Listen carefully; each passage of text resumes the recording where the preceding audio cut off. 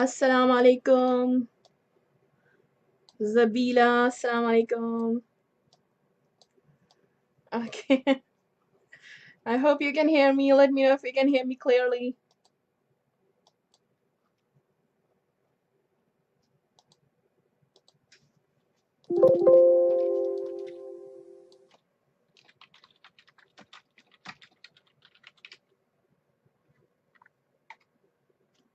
Walaikum assalam, Sarah, Asma.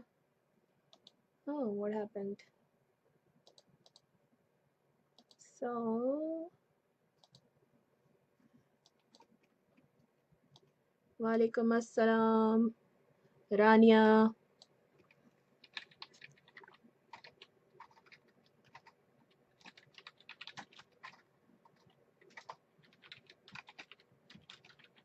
Want to write stories of prophets. Okay. So, people coming in know what is going on.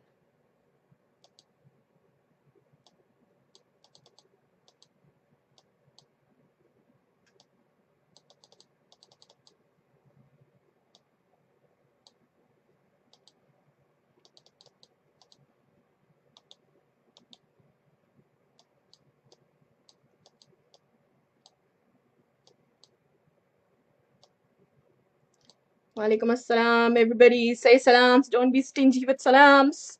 Say lots and lots of salams, please.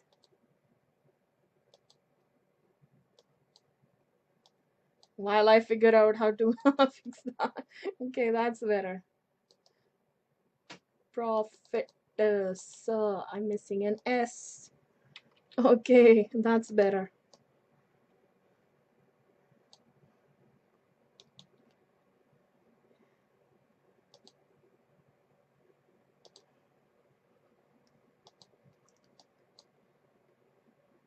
Assalamu alaikum. Say salams, everybody.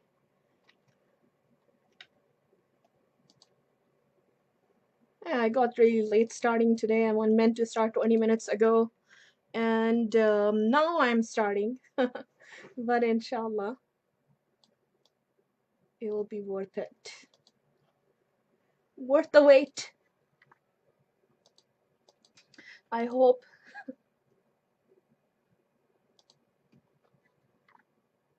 Oh, what is that? Let's put that here. So you can see that I'm playing with something here. Playing with technology. Okay. Oh, that just disappeared. What is happening?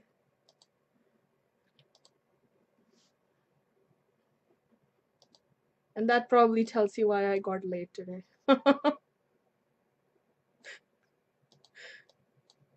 So that's what happens when you get distracted by silly things. Let's see. So, don't even know what this means. Does that work? Give me some hearts to tell me if that works.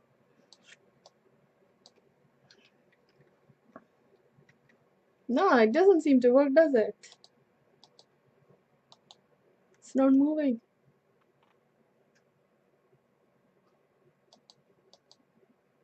No. Anyways, let's stop playing and start working. So we were going to continue our talk about Prophet Ibraheem alayhi salam. So yesterday we finished when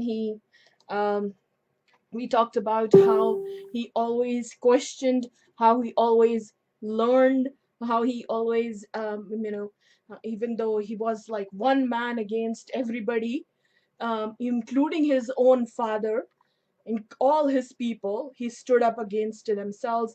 And the way he was able to do that was not because of some muscle power or having a lot of supporters. He was just all alone by himself. How was he able to be so strong up against all of these people, his entire, all of his people, his nation, his family? Because he used his brain, right? He was able to give them, he was able to think so much, learn so much, and then observe so much and then use those arguments to argue with people or present reason to them. So they were left often dumbfounded, they have no answers for him. And when they tried to hurt him, then we know that he trusted Allah, that Allah will protect me. And did Allah protect him? Absolutely. We saw how yesterday the fire cooled down for him. So we learn that we should also be like a nation where we are. That we should not be afraid I'm the only Muslim in my school or in my neighborhood. What am I going to do? Maybe I'll just follow what they're doing and just pretend. No, be as a nation yourself, inshallah. And for that, you need to use your brain, keep learning, right? Having the right answers, having the right knowledge, so you can stand firm. But without that, ability to learn, as we have talked about in many other stories as well, story of Adam alayhi salam, that is our superpower, human superpower. Okay, so today we continue with the story. Now, what happens after all of this? Prophet Ibrahim alayhi salam is commanded by Allah Subhanahu wa ta'ala to do something really strange. He now has a wife called Hajar, right? He now has a wife called Hajar, and Allah has and a little baby son, right? Ismaeel. Allah Subhanahu wa ta'ala orders him to go and take his son and his wife to a desert where there is nobody to help them. So he takes them, he takes 2 days of food, about 2 days of food and water, takes them to a desert, and then he stops at one point and there's nobody around. It's just plain desert. There's nobody around. And he leaves them there all alone. Now, as he was leaving, as he was leaving, Hajar called from behind him. And he said, "Why are you leaving us here?" His wife's like, "Why are you leaving us here all alone?" And then she said, she kept calling him. She kept calling him. Finally, she said, "Has Allah ordered you to leave us behind here?" And he said, "Yes, Allah has ordered me this." And then she was fine. He said, "If Allah has ordered us to be here, then inshallah it is going to be fine. If Allah has ordered you to do this, then Allah will take care of us. Then it's good for us, right? Even if they die there, that is what is good for them. If Allah wants us to do something, then nothing is the best for us, of course, right? Does anybody care more about us than Allah? No one. Okay, so then they go to, so then they're left there all alone. And we know what happened is that Hajar, this is so famous, everybody knows it, and many of us have repeated this ourselves, trying to feel what she felt at that moment. She tried to, use the water she had, the food she had, but after a while, a little while it ran out, and she's just left all alone. Prophet Ibrahim alayhi salam, as when he left, he made dua to Allah, for Allah to take care of them, to take care of his wife and child, and for Allah to fill the hearts of people with love for them. That the people they meet take care of them, love them, don't mistreat them. So Hajar, now she has run out of food. What is she going to do? One woman with a little baby all alone in the middle of nowhere. Imagine you and your mom in the middle of nowhere. So she runs from, she sees one hill, she runs to that, Safa. And she tries to see, is anybody there who can help me? And there's nobody there. So she sees another hill, she runs to that, Marwa. And she says, is there anybody there who can help me? Nobody there. And she then comes back to Safa. Is there anybody there who can help me? Nobody. She's looking and nobody's there. She's so desperate. Her baby is so thirsty. Like, you're fasting right now, I'm sure some of you, and feeling a bit thirsty, right? Imagine, she was so much more thirsty. Like, her little baby was so much more thirsty. She was herself so thirsty. And she's afraid the baby might die now. So she's running between the mountains like crazy. She's running, she's running. But you know what? She's making dua to Allah. And why is she running? Why doesn't she just stop and give a well? Allah will just send if He wants to send. If He wants us to die, He'll just die. Right? Why doesn't she just think that? Why is she running between these mountains? She's making the effort. So she's making dua and she's making effort, right? So like you are making dua in Ramadan and you are making effort by fasting too. So she makes the effort. And then finally, once she's coming back, she sees Jibreel. He sees an angel. Sorry, he sees an angel, and who is Zamzam, who's hitting in the ground, and Zamzam flows through it, and from that she quickly goes and forms like a little pool, right? A little basin, so the water can be contained, and it doesn't just like splash and get absorbed by the ground completely. So she's like a little bit worried, like, oh, this water, I don't want to save it in there.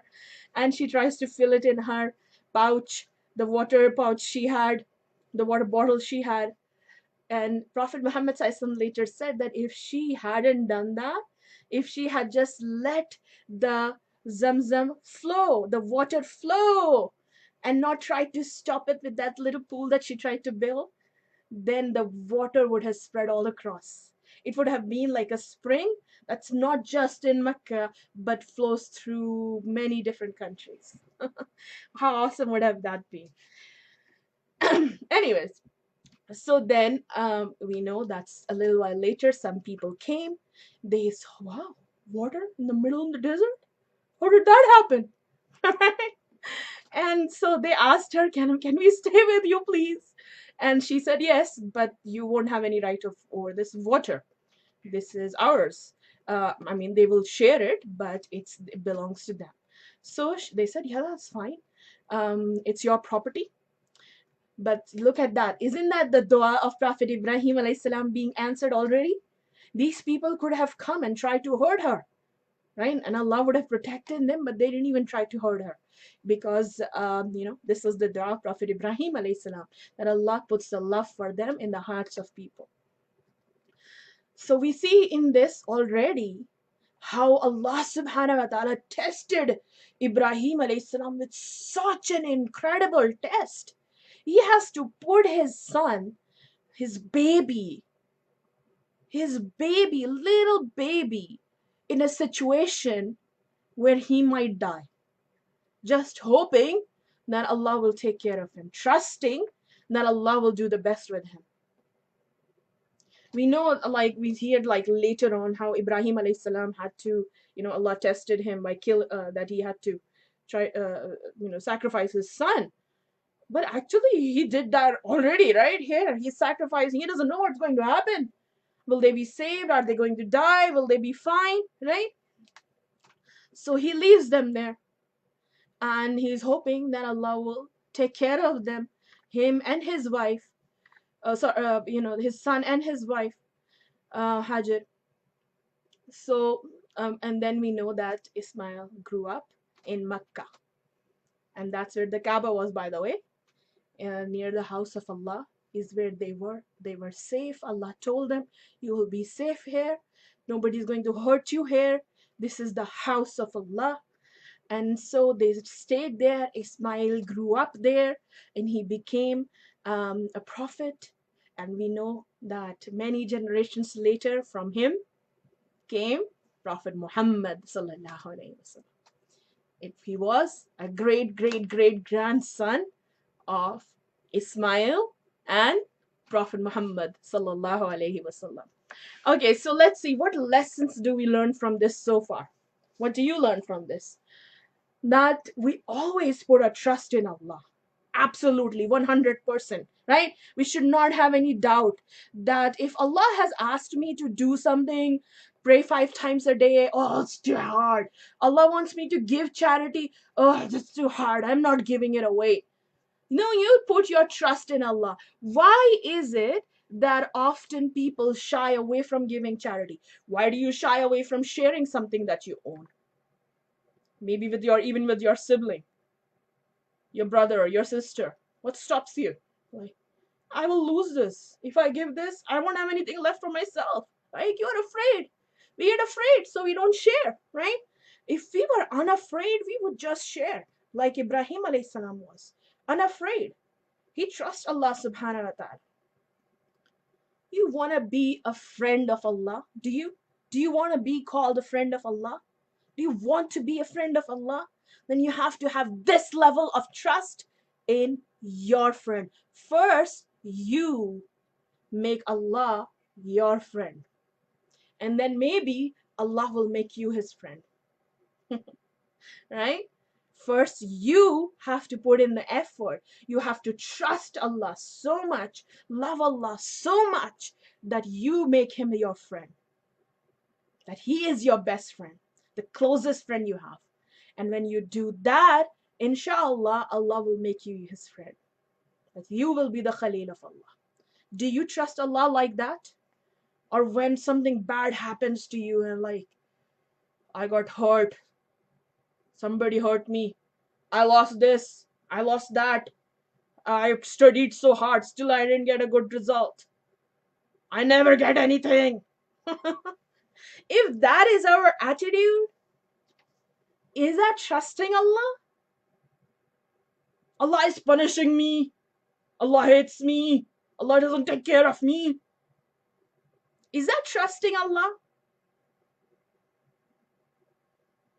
I mean, even if you had a human friend, would you deal with them like that? Like something that, they something happens, like, oh, I don't want to be, you hurt me, like. Allah, anything Allah does, every single thing Allah does, and every single thing Allah asks us to do, it is good for us. It is what is best for us. Nobody cares more about you than Allah. Do you trust Allah?